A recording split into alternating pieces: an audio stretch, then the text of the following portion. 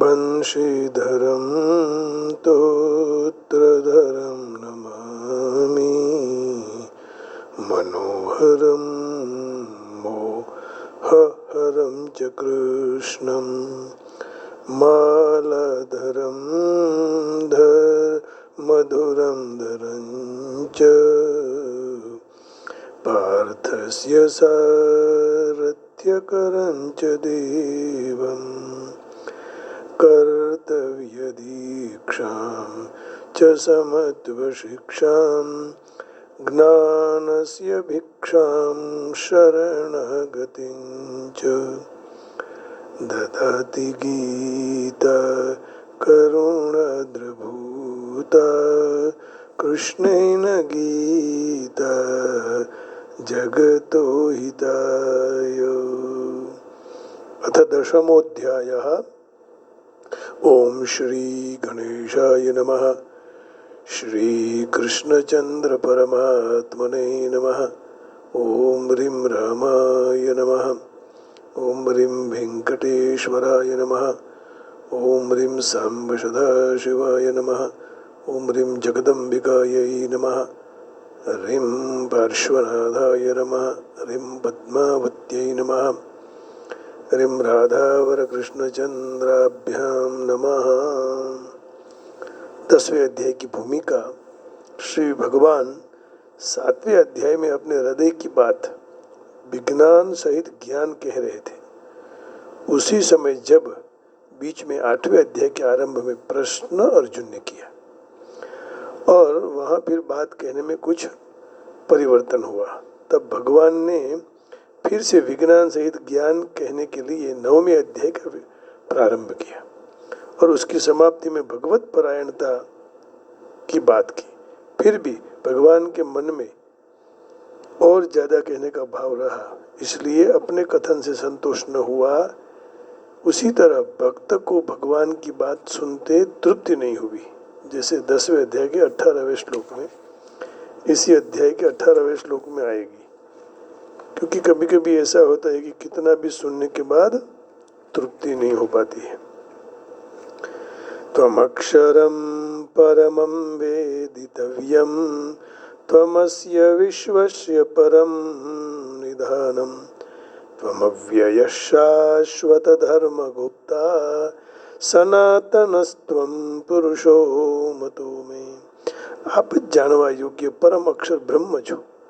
આ બીજા કોઈ અક્ષર બ્રહ્મ છે જ નહીં ભગવાન કૃષ્ણ કે સિવાય, અને જે આવીને આવ્યા છે એ ખરેખર असत्य છે, झूठे हैं, संसार को गुमराह कर रहे हैं, भ्रमित कर रहे हैं।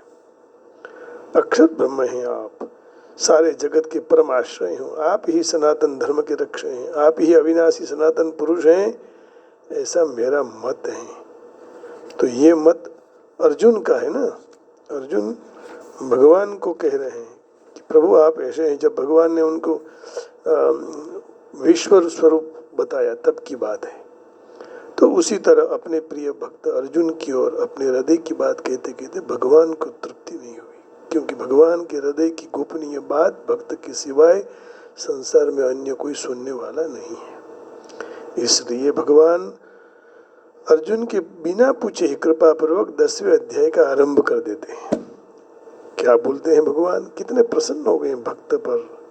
उसी तरह गुरु शिष्य पर प्रसन्न हो जाते हैं, तो गुरु जी भी अपने आप से कुछ न कुछ अच्छी बातें निकालकर शिष्य का कल्याण करते रहते हैं। उसी तरह पिता भी अपने पुत्र के लिए, माँ अपनी पुत्री या पुत्र के लिए, भाई भाई के लिए, बहन बहन के लिए, चाचा भतीजे के लिए, मामा भांजे के लिए, ये सब जो सारे संसार के संबंध है वो सब एक दूसरों के लिए कुछ अच्छे विषय का आरंभ कर देते हैं। लेकिन हम सुनना नहीं चाहते हैं क्योंकि हम अर्जुन नहीं है। लेकिन यह अर्जुन भगवान को जरूर सुनेगा और इसलिए अंत में अर्जुन बोलता है, अर्जुन कहता है, नष्टो मोह स्मृतिर्लब्धा तत्प्रसादान मयाच्युत स्थितोस्मि गत संदेह करिष्ये वचनम था। अब मैं आप जो कहेंगे वही करूंगा, क्योंकि उसने सुना। आइए भगवान क्या कहते हैं। श्री भगवान उवाच भूय एव महाबाहो शृणु मे परमं वचः यत्तेऽहं प्रीयमाणाय वक्ष्यामि हितकाम्यया। भगवान बोले, हे महाबाहो अर्जुन, मेरे परम वचन को फिर से तू सुन, जिसको मैं मेरे में अतिशय प्रेम रखने वाले हैं ऐसे तेरे लिए हित की इच्छा से मैं कहूँगा। हे महाबाहो अर्जुन, મારા પરમ વચનને તું ફરીથી પણ સાંભળ, જેને હું મારામાં અતિશય પ્રેમ ભાવ રાખવાવાળા તારા માટે हितनी इच्छाથી कहीश। भगवान ने बहुत अच्छा कहा। इस 10वें अध्याय में भगवान ने 4 से 6 श्लोक तक खुद को अपनी 45 श्लोक तक 4 से 6 श्लोक सुधी अपने 45 विभूति बताई। 45 विभूतियाँ भगवान के मैं हूँ। भगवान कह रहे हैं कि मैं अपने तरफ से भक्तों पर कृपा करके ज्ञान दे रहा हूँ। तेषामेवानुकंपार्थम, भगवान का ये परम वचन है। इसी अध्याय के 11वें श्लोक में भगवान कहा तेषामेवानुकंपार्थम अहम अज्ञानजं तमः नाशयम्यात्मभावस्तो ज्ञानदीपेन भास्वता। वही भक्त पर अनुग्रह करने के लिए उनके अंतःकरण में रहा हुआ मैं अज्ञान जनित अंधकार को जलहलते ज्ञान रूपी दीपक द्वारा नष्ट कर देता हूँ। भगवान का वचन है।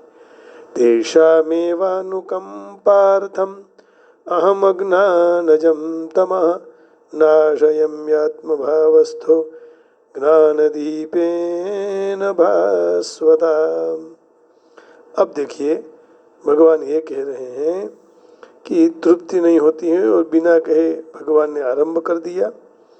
अब भगवान ये कह रहे हैं तेषामेव भूयेव, भगवान की विभूतियों को तत्व से जानते हुए भगवान में भक्ति होती है, प्रेम होता है। इसलिए कृपावश होकर भगवान ने 7वें अध्याय में 8 श्लोक से 12 श्लोक तक कारण रूप 70 विभूतियाँ और 9वें अध्याय में 16 श्लोक से 19वें श्लोक तक कार्य कारण रूप 37 विभूतियाँ बता दी। यहाँ दूसरी विभूतियाँ बताने के लिए भगवान गीता के 8वें अध्याय के 14वें श्लोक में अनन्य चेता सततम यो मां स्मरति नित्यसः तस्याहं सुलभ पार्थ नित्ययुक्तस्य योगिनः। हे प्रजापत्र, अनन्य चित्तवाड़ा मनुष्य मेरे में मुझ पुरुषोत्तम में नित्य निरंतर स्मरण करते हैं तो नित्य निरंतर मुझ में जुड़े हुए रहते हैं। ऐसे योगियों के लिए मैं सुलभ हूँ और सुलभता से प्राप्त हो जाता हूँ। अब 9वें अध्याय के 22वें श्लोक में भी भगवान यही बात दोहरा रहे हैं। अनन्याश्चिन्तयन्तो मां ये जनाः पर्युपासते तेषां नित्याभियुक्तानां योगक्षेमं वहाम्यहम्। तो भक्ति का ऐसे विशेषता से वर्णन करने वाले भगवान ने यहाँ भूय एव कहा। भक्ति की बात जब कह रहे हैं तो भूय एव शृणु में परमं वचः। भगवान के मन में अपने महिमा की बात, अपने हृदय की बात, अपने प्रभाव की बात कहने की इच्छा विशेष हो रही है ना। तो मैं खुद अपनी तरफ से भक्तों पर कृपा हो जाए तब मैं ज्ञान दे देता हूँ। तेषामेवानुकंपार्थम महम अज्ञानजं तमः। इसलिए वहाँ अर्जुन कहते हैं तू फिर से मेरे परम वचन को सुन। अर्जुन को कहते हैं भगवान। दूसरा भाव ये है कि भगवान जहाँ जहाँ अर्जुन की अपनी विशेषता, महत्ता, प्रभाव, ऐश्वर्य, अर्जुन को भगवान कह रहे हैं। ऐश्वर्य जब बता रहे हैं तब अपनी जात को, अपने स्वरूप को, खुद को स्पष्ट करते हैं। वहाँ वहाँ परम वचन, रहस्य और शब्द का प्रयोग करते हैं। 4थे अध्याय के 30वें श्लोक में रहस्यम ये त्यदुत्तम, ऐसा भगवान ने कहा। रहस्यम ये तदुत्तमम, मैं तेरे तुझे एक कोई बड़ा रहस्य कह रहा हूँ, चौथे अध्याय के तीसरे श्लोक में। तो रहस्य की बात करना चाहते हैं भगवान और अपने भक्त को रहस्य देना भी चाहते हैं, क्योंकि ऐसा भक्त कहाँ मिलेगा, ऐसा शिष्य कहाँ मिलेगा। इसलिए भगवान ने उसको शिष्य भी कहा, मित्र भी बनाया। तो रहस्यम ये तदुत्तमम, ये चौथे अध्याय के तीसरे श्लोक, चौथे अध्याय के तीसरे श्लोक में स एवायं मया तेद्य योग प्रोक्त पुरातन भक्तोऽसि मे सखा चेति रहस्यम ये तदुत्तमम।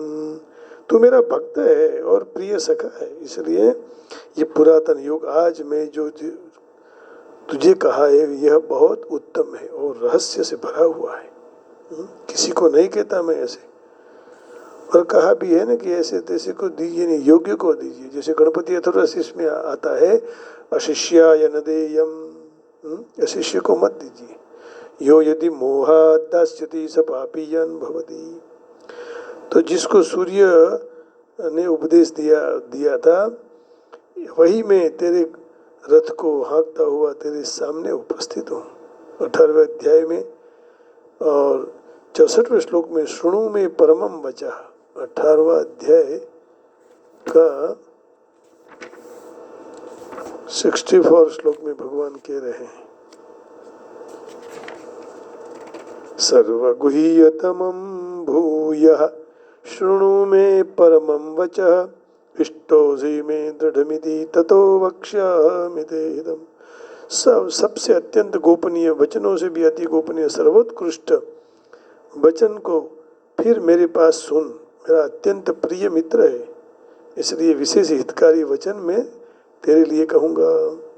सर्वगुह्यतमं भूयः शृणु मे परमं वचः इष्टोऽसि मे दृढ़मिति ततो वक्ष्यामि ते हितम्। तो भगवान कह रहे हैं कि इस परम वचन कह रहे हैं कि तू सारे धर्मों के निर्णय करने की झंझट को छोड़कर एक मेरी शरण में आ जा, मैं तुझे सब पापों से मुक्त कर दूंगा, चिंता का नहीं करना। शृणु में परमम वचः, 18वें अध्याय के 60 श्लोक में भगवान ये कह रहे हैं कि चिंता मत कर, मेरे शरण में आ जाओ बस। अब हम लोग इतना तो करना चाहिए ना, भगवान कह रहे हैं कि मेरे शरण में आ जा, फिर सब मेरी जिम्मेदारी हो जाएगी, तेरी कोई जिम्मेदारी नहीं। मैं तेरे इस संसार के चक्र में छुड़वा दूंगा, शुभाशुभ कर्म से मैं मुक्त कर दूंगा। तो इतना कहने के बाद हम लोगों को असल में समझना चाहिए कि भगवान कह रहे हैं तो भगवान कर देंगे, तो और कहीं जाने की जरूरत नहीं। सर्वधर्मान् परित्यज्य मामेकं शरणं व्रज अहं त्वा सर्वपापेभ्यो मोक्षयिष्यामि मा शुचः। सारे धर्मों के आश्रय छोड़कर एकमात्र मेरे शरण में आ जा, मैं तुम्हें सारे पापों से मुक्त कर दूंगा। चिंता मत कर, केवल आने का काम करो। इस भगवान का इस पदों से आशय है कि प्राणियों के अनेक प्रकार के भाव मुझसे उत्पन्न हो जाते हैं और मुझी में ही वही भक्ति भाव रखने वाले 7 महर्षि, 4 सनकादि मुनि, 14 मनु, ये सब मेरे मन से उत्पन्न हुए हैं। तात्पर्य यह है कि इन सब के मूल में मैं हूँ। जिस तरह 13वें अध्याय में ज्ञान की बात कहने के बाद भी 14वें अध्याय के आरंभ में भगवान ने फिर से ज्ञान का वर्णन करने की प्रतिज्ञा की, उसी तरह 7वें और 9वें अध्याय में ज्ञान विज्ञान की बात करते हुए भी 10वें अध्याय के आरंभ में फिर से भगवान इस विषय को कहने की प्रतिज्ञा करते हैं। 14वें अध्याय के आरंभ में भगवान ने परम भूयः प्रवक्ष्यामि ज्ञानानम ज्ञानम उत्तमम, वही बात 10वें अध्याय के आरंभ में कहा शृणु में परमम वचः। तो तात्पर्य ये हुआ कि ज्ञान मार्ग में समझने का और विवेक विचार का प्रधानता रहती है ना। और इससे साधक वचनों को सुनकर विचार पूर्वक तत्व को समझ लेता है। इसलिए वहाँ ज्ञानानम ज्ञानम उत्तमम कहा। भक्ति मार्ग में श्रद्धा विश्वास का प्राधान्य है, इसलिए साधक वचनों को सुनकर श्रद्धा विश्वास पूर्वक मान ले। इसलिए यह परमम वचः कहा, यत्ते हम प्रियमाणाय वक्ष्यामि हितकाम्यया। ये सुनने वाला वक्ता में श्रद्धा और प्रेम रखने वाला हो, वह वक्ता के अंतर में सुनाने वाले के प्रति कृपा पूर्वक हित भावना हो तो वक्ता के वचन और उसके द्वारा कहे हुए विषय श्रोता के अंतर में दृढ़ हो जाते हैं। इससे श्रोता की भगवान में अपने आप रुचि पैदा हो जाती है, भक्ति हो जाती है, प्रेम हो जाता है। यहाँ एक शंका हो सकती है कि भगवान ने गीता में बारंबार कामना का निषेध किया है, हित काम्यया, फिर यहाँ क्यों ऐसे पद से क्यों उपयोग किया? तो इसका समाधान है कि वास्तव में अपने के लिए भोग सुख आराम आदि इच्छा इसी को कामना है, दूसरों के लिए करना वो हित कामना है। बीजावना हितनी कामना, कामना छे ज नहीं, बीजावना हितनी कामना है तो त्याग छे। तो अपनी कामना को दूर करने का मुख्य साधन है।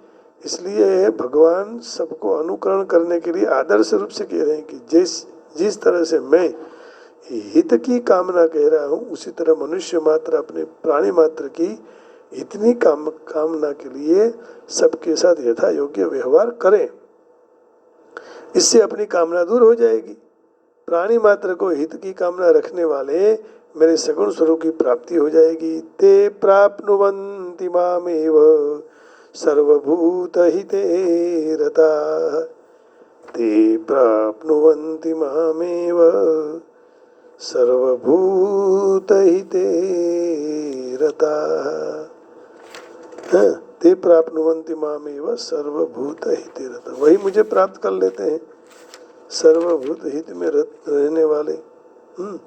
संयमेन्द्रियग्रामं सर्वत्र समबुद्धयः ते प्राप्नुवन्ति मामेव सर्वभूत हिते रतः। तो ऐसे मुझे सर्व प्राणियों में प्रीति रखने वाले, समान भाव रखने वाले साधक मुझे प्राप्त हो जाते हैं।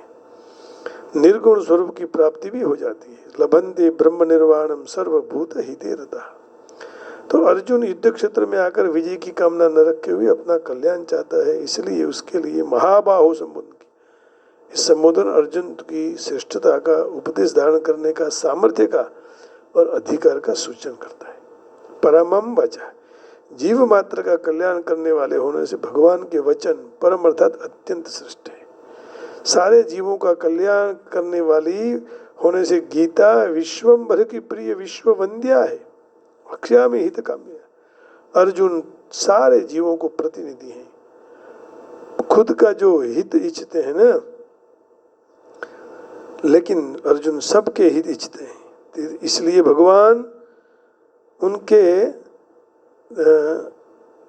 जीव मात्र के हित के उद्देश्य से परम वचन कह रहे हैं।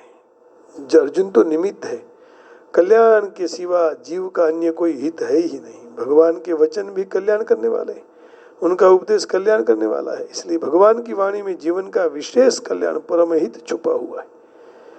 जीवन जितना हित भगवान कर सके जीव का, दूसरा हित कोई नहीं कर सकता। उमा राम सम हित जग माही, गुरु मा पितु मातु बंधु प्रभु नाही। उमा राम सम हित जग माही, गुरु पितु मातु बंधु प्रभु नाही। बीजानी बात में तो दूसरे की वाणी में तो मतभेद है, परंतु भगवान की वाणी सर्वसम्मत है। भगवान योग में स्थित रहकर गीता कह रहे हैं, न शक्यम तन्मया भूयः तथा वक्तुम अशेषतः, परम ही ब्रह्म कथितम योग युक्तेन तन्मया। महाभारत में कहा भगवान ने अर्जुन को कहा कि तू पूर्ण सारा तेज रूप में दोहराना, फिर से कहना, अब ये मेरे बस की बात नहीं है। उसी समय योग युक्त होकर मैंने परम तत्व वर्णन कर दिया, अब नहीं कर सकता हूँ, है ना। जो मैंने पहले बोला वो भगवान भी ये कह रहे हैं कि एक बार जो मैं बोल दिया अब वही बात, हाँ, कठिन है, मेरे बस की बात नहीं है। तो इस कथन विशेष कल्याणकारी है। भगवान के योग में स्थित होना माने क्या? भगवान सामान्य रूप से प्राणी मात्र के स्वरूप है, परंतु कोई व्याकुल होकर उनके शरण आ जाए तब भगवान के हृदय में उसके हित के लिए विशेष भाव प्रकट हो जाते हैं। बस यही भगवान के योग में स्थित होना है। ब्रूयुष्निग्धस्य शिष्यस्य गुरवो गुह्यमप्युत, गुरुजन अपने प्रिय शिष्य को गुप्त में गुप्त बात कह देते हैं। गूढ़ तत्वन साधु दुरावही, आरत अधिकारी जहाँ पावही। जहाँ तहाँ नहीं कहते हैं। ब्रूयु स्निग्धस्य शिष्यस्य गुरुवो गुह्यम अप्युत। जैसे सुखदेव जी को व्यास जी ने अपना सारा रहस्य अर्पण कर दिया, उनको शिष्य भी बनाया, पुत्र तो थे ही लेकिन अधिकारी थे। इसी तरह कोई भी आज अपना पुत्र अधिकारी नहीं है तो शिष्य को गुरु सब विद्या दे देते हैं। गूढ़ तत्वन साधु दुरावही, आरत अधिकारी जहाँ पावही। तो योग में स्थित होना कहा। जब कोई बछड़े के सामने गाय आ जाती है तो उसके शरीर में स्तन में रहा हुआ दूध अपने आप आ जाता है। उसी तरह भगवान प्रसन्न हो गए। यत्तेऽहं प्रीयमाणाय वक्ष्यामि हितकाम्यया। भगवान कहते तेरे हृदय में, मेरे हृदय में तेरे लिए प्रेम इतना हो गया है, मेरे हृदय में तेरे लिए कल्याण का भाव है, इसलिए मैं विज्ञान और ज्ञान सहित फिर से कहूँगा। जिसको मैंने 7वें और 9वें अध्याय में कहा था। इसलिए सिद्ध होता है कि 7वां, 9वां और 10वां तीनों अध्याय में भगवान ने प्राणी मात्र के हित के लिए बात कही है। 3 अध्याय में है ना, 7वें 9वें जो कहा वो इससे सिद्ध होता है कि 7, 9 और 10 इसमें प्राणी के हित की बात भगवान ने कह दी। तो मनुष्य को भगवान ने हित की बात कह दी। अब मनुष्य की जिम्मेदारी हो गई कि क्या करना क्या नहीं करना, है ना। तो भगवान प्रसन्न होकर कहते हैं भूये वो महाबाहो शृणु में परम वचः, यत्तेऽहं प्रीयमाणाय वक्ष्यामि हितकाम्यया। पराशर मुनि ने भगवान शब्द की व्याख्या इस तरह की है। जो सर्व शक्ति, यश, ऐश्वर्य, ज्ञान, सौंदर्य, त्याग, ये 6 ऐश्वर्य से सर्वथा परिपूर्ण है। भगवान इति शब्दते ऐश्वर्यस्य समग्र्यस्य वीर्यस्य यशस्श्रियः षण्णाम भग इति उच्यते। तो भगवान अथवा पूर्ण पुरुषोत्तम परमेश्वर है। जब कृष्ण पृथ्वी पर थे उसी समय ये 6 ऐश्वर्य प्रदर्शित भगवान ने किए। इसलिए पराशर मुनि जैसे तमाम महर्षियों ने कृष्ण को ही पूर्ण पुरुषोत्तम के रूप में स्वीकार किया। कृष्ण अर्जुन ने अपने ऐश्वर्य तथा कार्य के विषय गुण प्रदान भगवान अर्जुन को कर रहे हैं। इसलिए पूरे 7वें अध्याय से शुरू और अपने विविध शक्तियों का कार्य विशेष वर्णन कर चुके हैं। अब इस अध्याय में वे अर्जुन को अपने विशिष्ट ऐश्वर्यों का वर्णन कह रहे हैं। तो इससे पहले के अध्याय में उनके दृढ़ विश्वास पूर्वक भक्ति स्थापित करने के लिए अपनी विभिन्न शक्तियों के योगदान की चर्चा स्पष्ट तरह से की। इस अध्याय में फिर से अर्जुन ने अपने प्रकटीकरण और विविध ऐश्वर्यों के विषय कह रहे हैं। कोई मनुष्य जैसे जैसे परमेश्वर के आधार श्रवण करते हैं वैसे वैसे भक्ति में बहुत ज़्यादा सुदृढ़ हो जाता है भाव, है ना। मनुष्य भी दृढ़ हो जाता है। तो मनुष्य हमेशा भक्तों के संग में भगवान के विषय श्रवण करता रहना चाहिए। इससे उनकी भक्ति समृद्ध हो जाएगी। जो खरे निश्चय से कृष्ण भगवान के अभिलाषी हैं, ऐसे भक्तों को समाज में भगवद वार्ता हो सकती है। ऐसी भगवद वार्ता में अन्य मनुष्य सहभागी नहीं हो सकते हैं। अर्जुन ने स्पष्ट शब्दों में कहा कि अर्जुन खुद को बहुप्रिय होने से उसके हित के लिए ये बोध वचन कह रहे हैं। अर्जुन भगवान को बहुत प्रिय लगता है। अरे भाई, जो अपनी सच्ची और सत्य और अच्छी बात नहीं मानने वाले हो उसके पर तो सामान्य मनुष्य हम जैसे लोग भी प्रसन्न हो जाते हैं, है ना। कोई भक्त आया अच्छा काम कर रहा है तो प्रसन्न हो जाते हैं।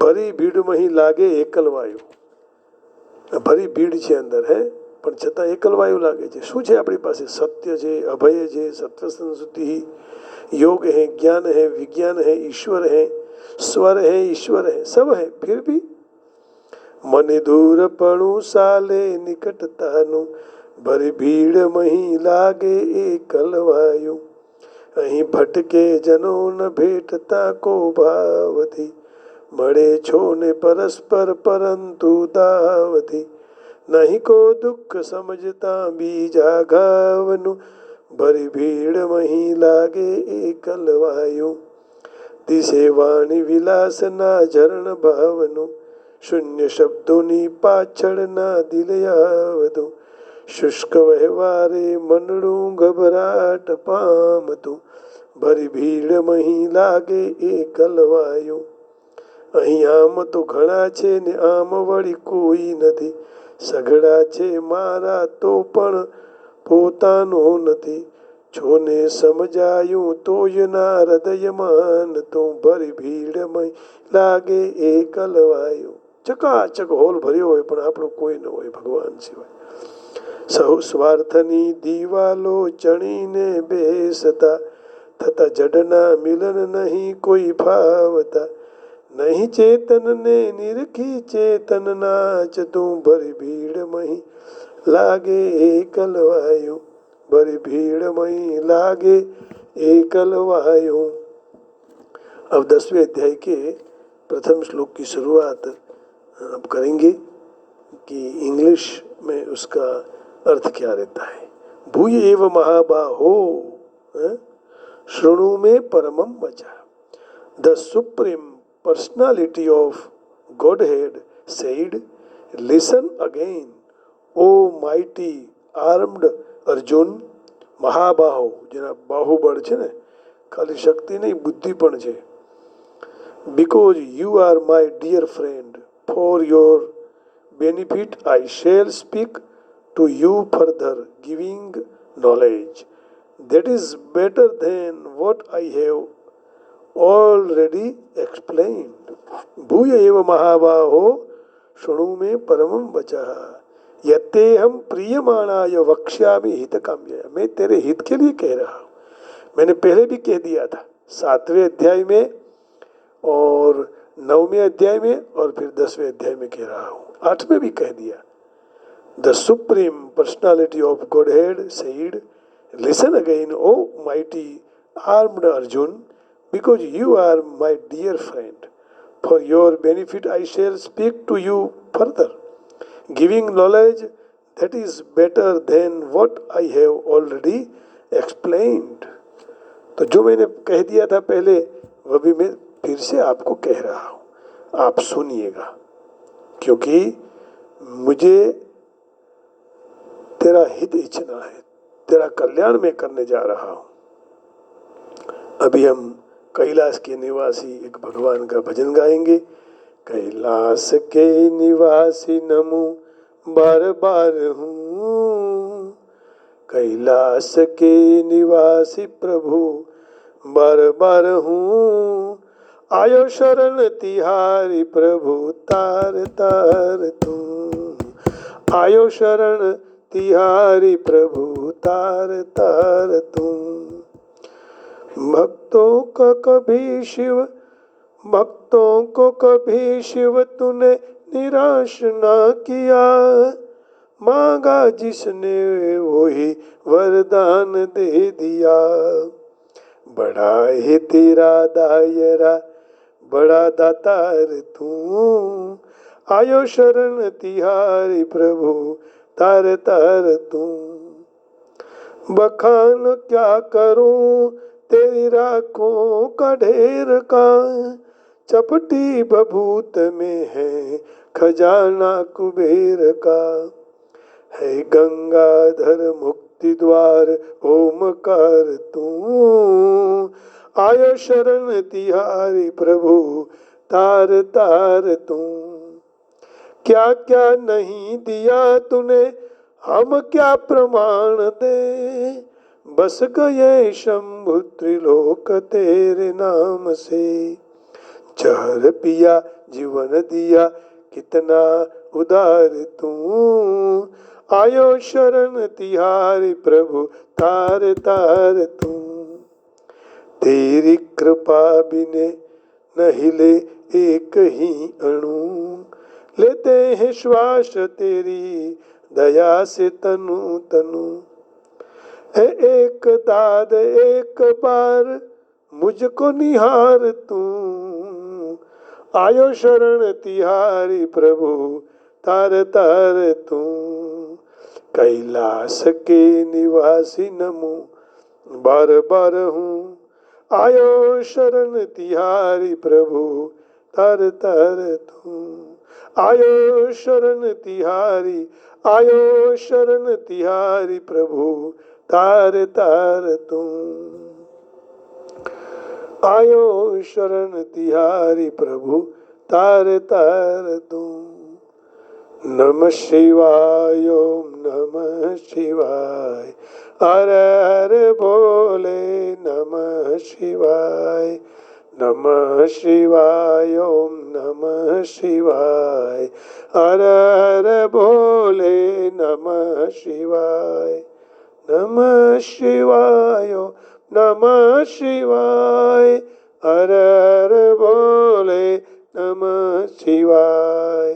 गंगाधराय शिव गंगाधराय, जटाधराय शिव जटाधराय, हर हर बोले नमः शिवाय। जय श्री कृष्ण, हरिओम, राधे राधे। आप सबके हृदय में बैठे हुए उमा पार्वती जी को प्रणाम करके वाणी को विराम देता हूँ। जय योगेश्वर, ओम नमो नारायण, जय श्री राम, राधे राधे। ओम नमो नारायण, ओम नमो नारायण, राधे राधे, ओम नमो।